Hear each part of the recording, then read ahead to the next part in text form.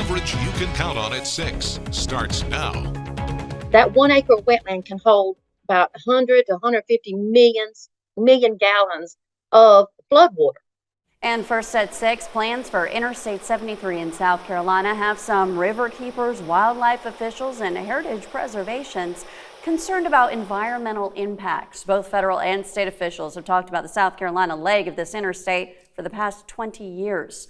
Thanks so much for joining us at 6. I'm Patsy Kelly. And I'm Trish Williford. Congress first passed a bill in 1982 to study the construction of this interstate. Well, today, News 13 received a news release from American Rivers saying more than 300 acres of wetlands along the Little PD River will be damaged if I-73 is built. News 13's Jackie Labrizzi joins us now live from the newsroom. She reports on the river's impacts and what their plans are moving forward. Jackie, thank you. And for a timeline of events surrounding I-73 and the full American Rivers report released today, go to our website, WBTW.com. A former Conway Medical Center nurse sued the hospital and 2 of its employees. She claims her personal health information was shared with people not authorized to see it.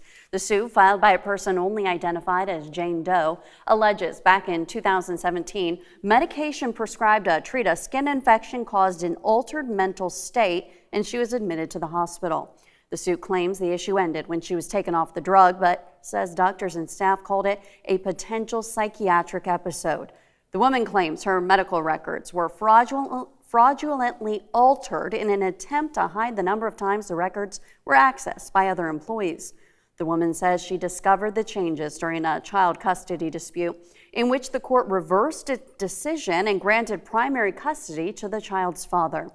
The lawsuit seeks unspecified damages. News 13 reached out to Conway Medical Center today, which had no comment on the lawsuit. Warnings from law enforcement will soon turn into tickets for drivers of Carolina Squad vehicles.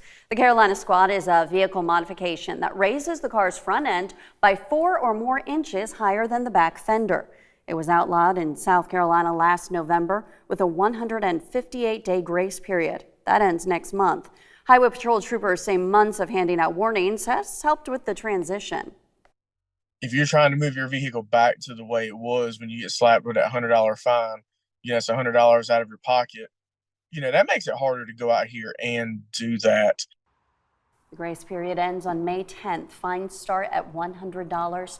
3 convictions in 5 years will result in an automatic license suspension.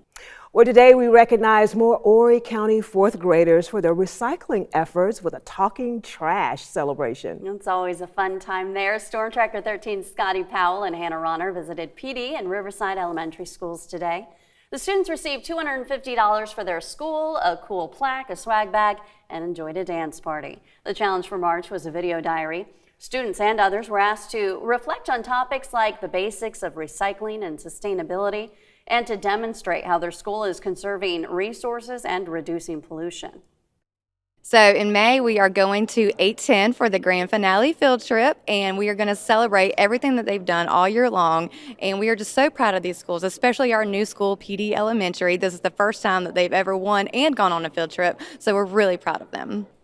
And as always, a big thank you to the sponsors on your screen right there who made it possible for us to recognize these students for caring about their environment.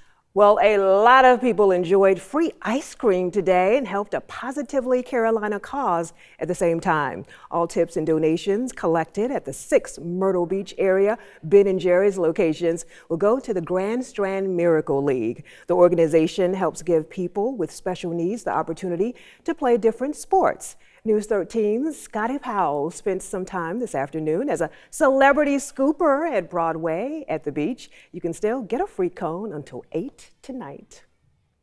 Well, it's getting people addicted, and you can find it on store shelves all over North Carolina. Next on News 13, state lawmakers say they have a new plan to deal with what's known as gas station heroin. And Frank has your most accurate forecast and how much longer we can enjoy these beach and pool days when News 13's local coverage you can count on continues.